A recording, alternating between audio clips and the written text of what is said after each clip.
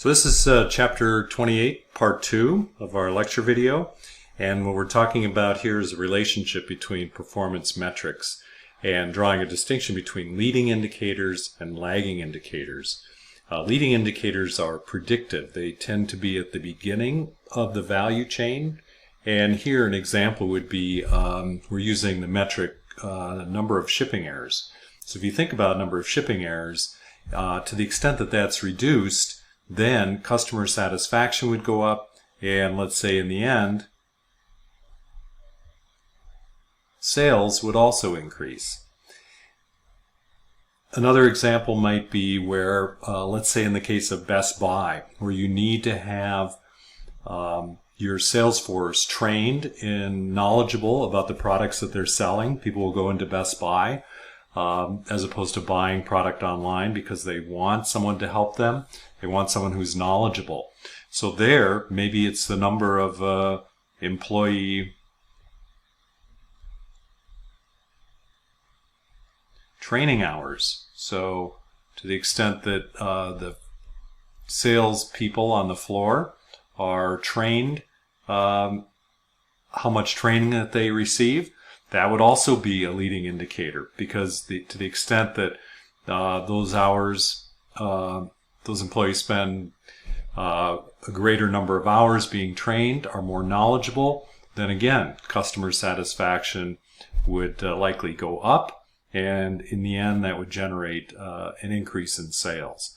So those would be examples of leading indicators. Lagging indicators are really predicted by another indicator, or if you think about it, they're kind of after the fact.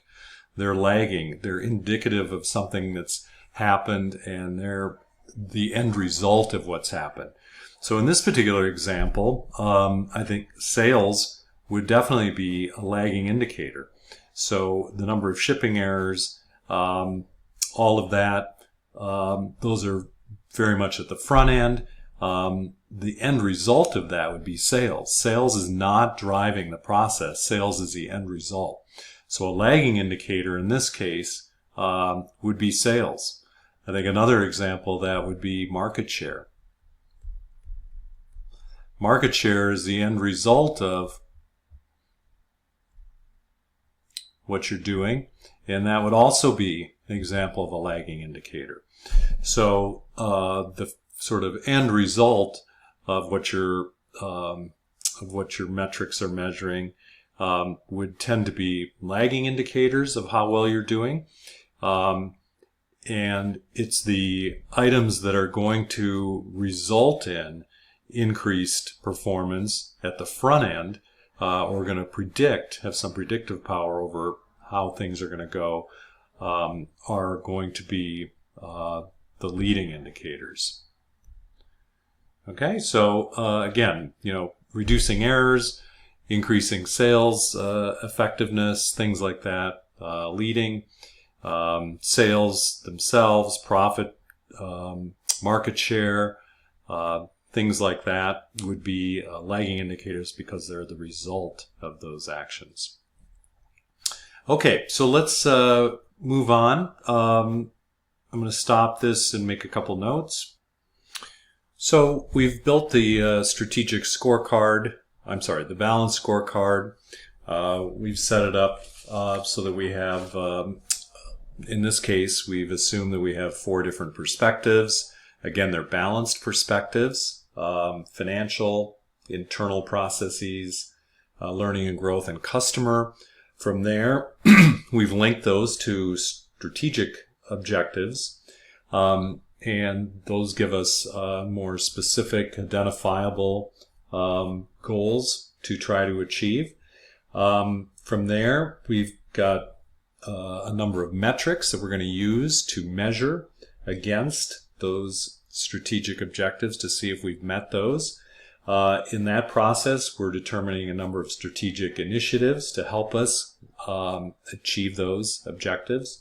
And then ultimately we have performance targets that we're using to measure specifically whether we've met, exceeded, or have fallen behind those specific performance metrics. So that's something then that's done. This balanced scorecard, it can be done monthly, it could be done, maybe less frequently. Typically, on a monthly basis, it's reviewed, and so adjustments can be made and actions can be changed so that the company or that unit or those employees can get back on track.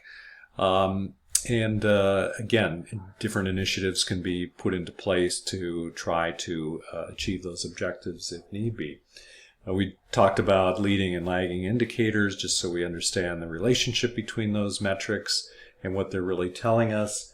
And then I think probably the last thing we need to talk about, but we're not going to get into much detail because it's more of a sort of a psychological discussion.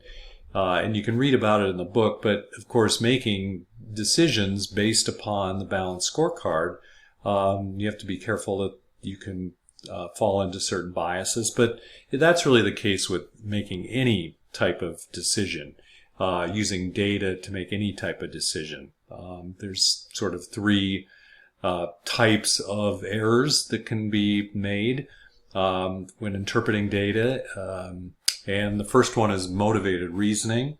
That's probably the most common. And really, motivated reasoning is simply you see what you want to see. In other words, you're focusing on the good news. You're ignoring the bad news.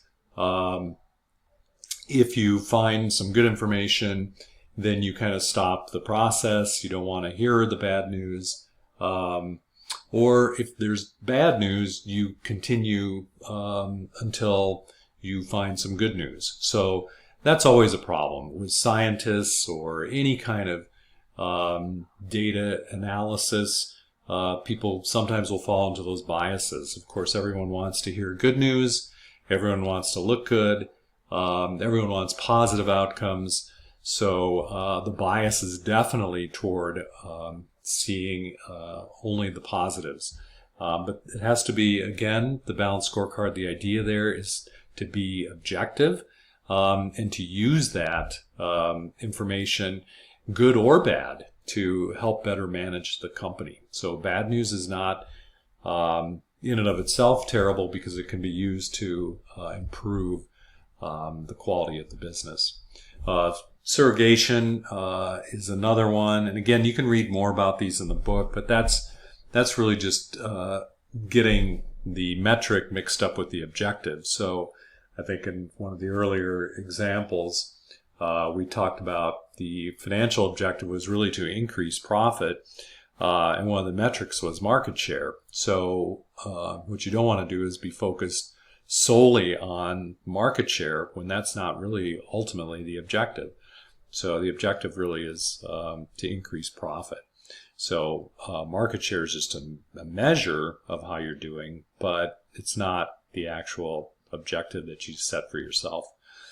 So again, just being careful on that. And then common measures, it's the sometimes the error of assuming that the same measures hold true for every employee in every division and every unit of the company, so that they all hold the same importance for everybody. So some employees or some units have unique characteristics, and they have to be, their performance measurements have to be tailored uniquely to them, and not just one standard set of metrics that are weighted equally for everybody. So those are some of the biases that just need to be recognized when using this information to make decisions and to judge performance.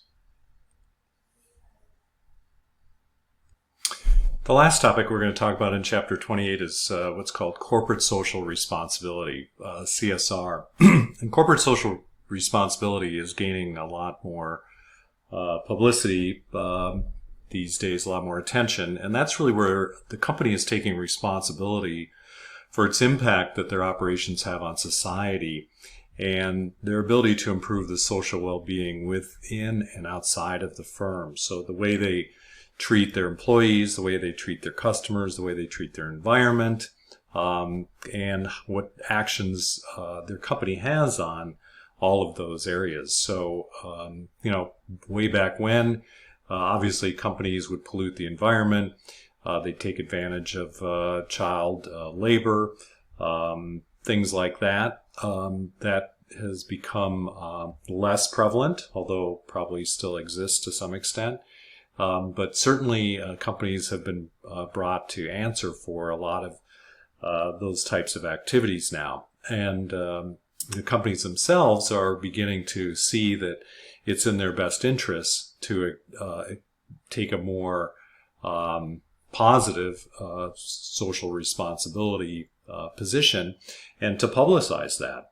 I think the second point here is that if you look at the S&P 500, if you look in the annual reports of those companies in 2011, only 20% mentioned anything about corporate social responsibility. In 2015, 80% made mention of it, and I would say now probably virtually all of the large corporates probably have some mention of their role and responsibility, social responsibility. So obviously much more of a focus now for companies. Whether or not they still are practicing what they're saying, I guess, can be argued or debated. But they certainly at least have acknowledged that. And I would suggest probably overall have made probably some progress, at least in addressing those issues. Some of the areas, obviously agriculture, better farming methods, energy, less polluting energy sources, transportation, again, less polluting transportation, more mass transit, less wasteful. Engineering, building buildings with recycled products, greater electrical and heating and cooling efficiency and so forth, less of a carbon footprint. And in terms of waste, creating less waste.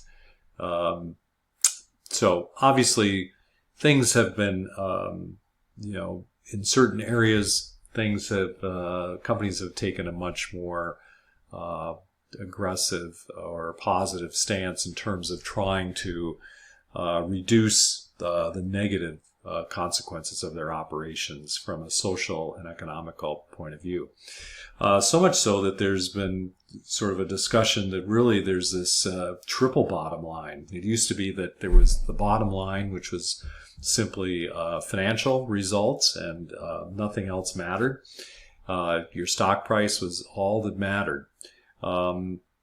It's probably still the case among some companies and maybe in some industries, but more and more, at least there's some acknowledgement that not only is financial results important, but also a social and an environmental aspect to their business is also important. So let's just take a look at how corporate social responsibility can be incorporated into the balanced scorecard,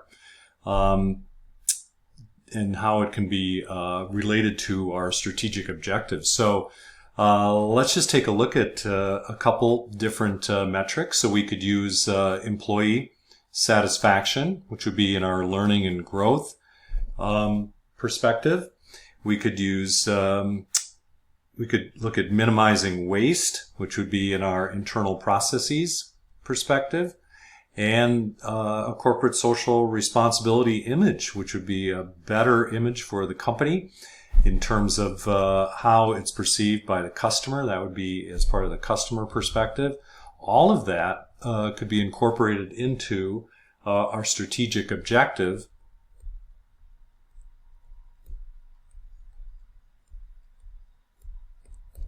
of increase profit. So no question that achieving these particular, or focusing on these particular areas in the different perspectives could be incorporated into our balanced scorecard and could lead to ultimately increasing profit. So we can integrate that corporate social responsibility into the balanced scorecard.